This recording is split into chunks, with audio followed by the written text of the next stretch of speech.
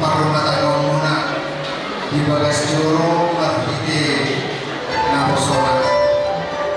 Jadi semua kata di batanaki lima gabe kaumuna nagabe pasok-sokon parumata kaumuna de lagi di pasahat huri itu sada barita kauli marhite buku Alkitab ade.